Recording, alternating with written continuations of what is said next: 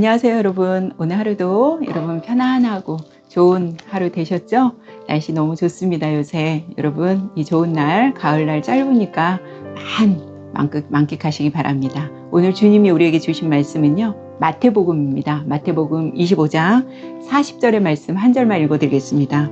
임금이 대답하여 이르시되 내가 진실로 너희에게 이르노니 너희가 여기 내 형제 중에 지극히 작은 자 하나에게 한 것이 곧 내게 한 것이니라 하시고. 아멘. 이 말씀을 보면서 오늘은 이제 성경 속에서 그 예화를 찾아보고자 합니다. 작은 자에게 한 것이 내게 한 것이라고 예수님 그러세요. 우리 예수님한테 제가 예수님 오시면 여러분 진수성찬 대접하려고 생각하지 마시고 작은 자한테 한 것, 아무 볼품없고 손이 가지 않는 사람한테 한 것이 예수님한테 한 거라고 하니까 여러분 주변에 가장 작은 자가 누군지 한번 여러분 보시기 바랍니다. 이제 성경 속에서 제가 예화를 이제 오늘은 말씀을 드리려고 그러는데 다윗의 얘기를 해드릴까 합니다. 다윗이 이제 사울에게 계속 쫓겨서 거의 망명을 다니다시피 하자 도망 다니잖아요. 다윗이 이제 시글락이라는 곳으로 망명 생활을 하고 있을 때 이제 거기 블레셋이라는 나라는 여러분 5개의 도시로 돼 있잖아요. 아시는 대로 가드, 가자, 아스돗, 아스글론, 에그론 이렇게 5개. 그래서 이걸 방백들이라고 합니다. 근데 이제 그 중에서도 가장 이제 으뜸이 되는 그 5개의 방백 중에 하나가 가드. 거기에는 이제 아기스 왕이 있죠. 근데 아기스 왕이 이제 다윗이 막 도망다니고 망명할 때 다윗을 이렇게 좀 도와주고 많이 그랬습니다. 그리고 다윗이 열심히 또 그 사람 밑에서 어쨌든 자기가 지금 도망자 신세이고 하니까 충성을 했어요. 그래서 그 가드의 아기스 왕에게 다윗이 어떤 이제 신임을 얻었는데요.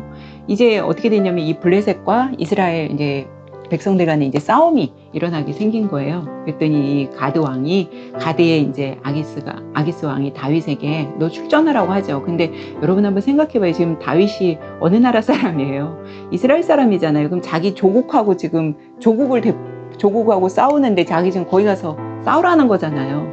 근데 어쨌든 다윗을 그동안 이 아기스 왕이 걷어줬고 할 수 없잖아요. 지금 선택의 여지가 없으니까 알겠다고 합니다. 그러나 다윗이 이제 출전을 하려고 하는데 어떤 상황이 벌어져요. 그 나머지 가드 뺀 나머지 4개의 방백들의 왕이 나서서 이제 그렇게 하지 말라고 하죠. 왜냐면 아니 저 사람을 어떻게 믿냐. 저 사람 지금 앞에서 당신 말 듣고 있지만 또 저 사람이 그 자기네 조국하고 싸우다가 그쪽 편에 서서 싸우면 어떡하려고 그러냐 이제 이런 얘기를 하는 거예요. 근데 이제 가드 왕이 그러지 않을 거라고 하는데도 이 4개의 방백들이 안 된다고 우린 믿지 못한다고 이러다 보니까 할 수 없이 이제 다윗이 그 싸움에 나가지 않죠.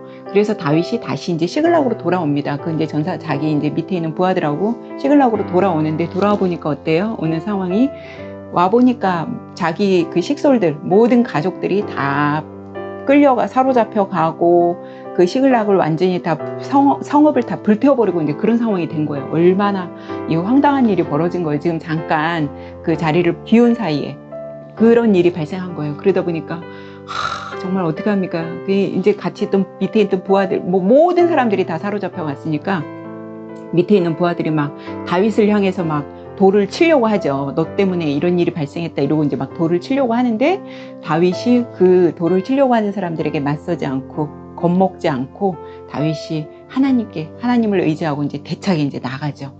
근데 이 시글락을 완전히 쑥대밭으로 만든 사람들이 누군가 봤더니 누구예요? 아말렉이 이제 침공을 한 거죠. 이 아말렉은 아주 출애굽을 할 때부터 끝까지 지금 이스라엘 백성들을 힘들게 하는 족속이에요. 다윗의 그때 당시 이제 2 아내까지도 전부 다 포로로 이제 끌려갔습니다. 그래서 다윗이 이제 뭐라고 해요? 하나님을 의지하고 다윗이 뭐라 그러면 그때 당시 왜 다윗을 도와줬던 그 노베에 있는 아히멜렉 제사장 다윗에게 진설병을 줬잖아요. 그 제사장이 그 다윗을 도와준 일로 다 죽임을 당하는데 그때 그 아히멜렉의 아들 아비아달이 가까스로 다윗에게 이제 빠져나와가지고 다윗이 이제 그 아비아달을 거두잖아요. 아비아달한테 다윗이 그러죠.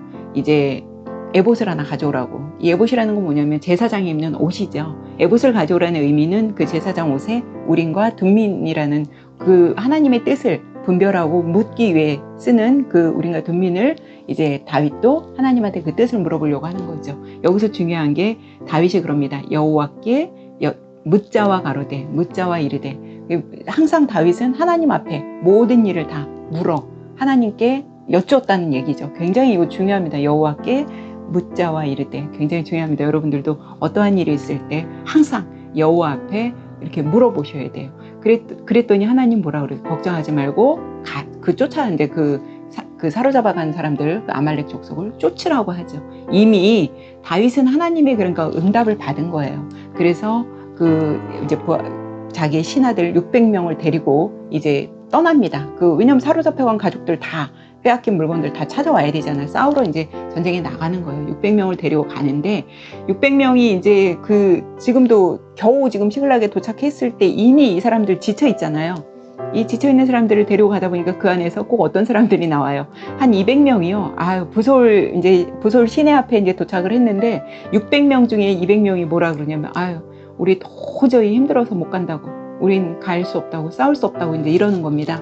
근데 그 부솔 시내에서 그 부솔이라는 이름은, 그 이름의 뜻은 즐겁다라는 뜻이거든요. 그러니까 이제 다윗이 도저히 못 가겠다는데 어떻게 할 거야? 힘이 들어서 못 가겠다. 그러면 알았다. 너희들은 여기 부솔 시내에 있어라. 내가 400명만 데리고 갔다 올게. 그래요. 그래서 이제 400명만 데리고 이제 출전을 하려고 하는데, 아까 제가 그랬잖아요. 하나님께 이미 다윗은 여호와께 물어봤기 때문에 하나님이 응답 받은 거죠. 근데 이 뜻하지 않는 일이 하나 발생합니다. 그게 뭐냐면 이제 200명 놔두고 400명 데리고 이제 가는데요. 애굽 소년 하나가 다 죽어가는 소년 하나가 이제 있는 거예요. 그러니까 이제 그 부하들이 소년을 하나 데려왔죠. 근데 이 소년이 다 죽게 생겼어요. 지금 길바닥에 쓰러져 버려져 있는 거예요.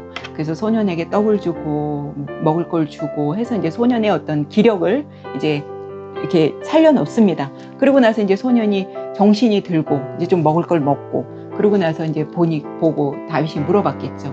너는 어떻게 된 거냐? 그랬더니 자기는 출생이 애굽 출신인 거예요. 애굽 출신인데 아말렉 사람의 아마 이제 종으로 팔려갔던 모양이에요.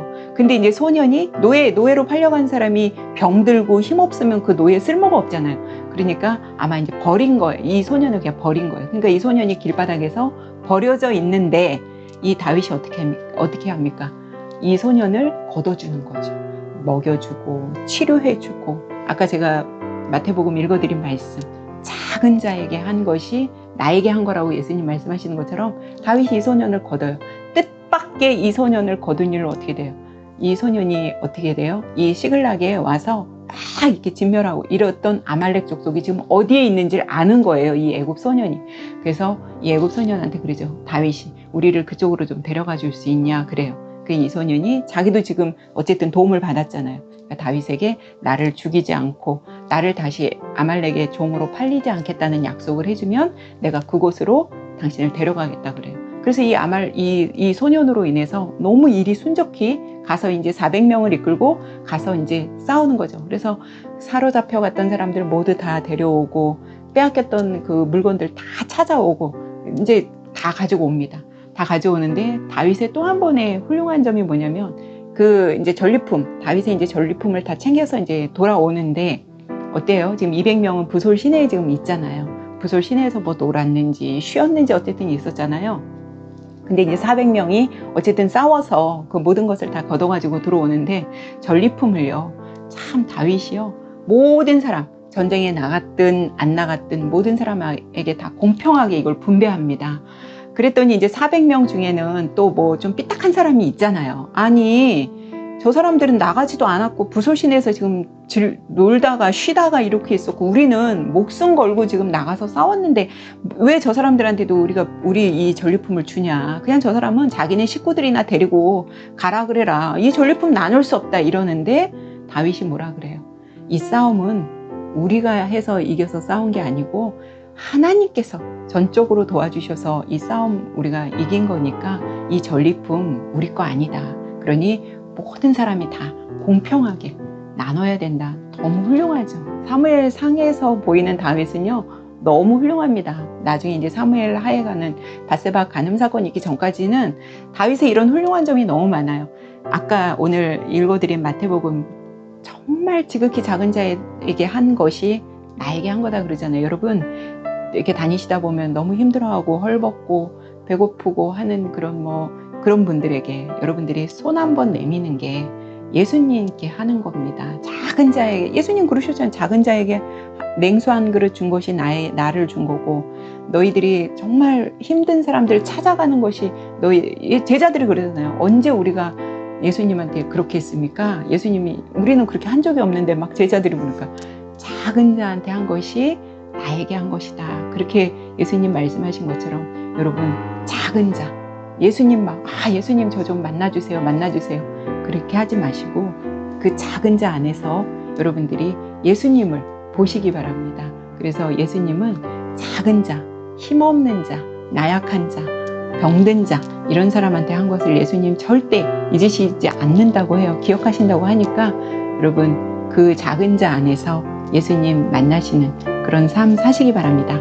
오늘도 평안하고 좋은 밤 되세요. 우리는 내일 뵙겠습니다.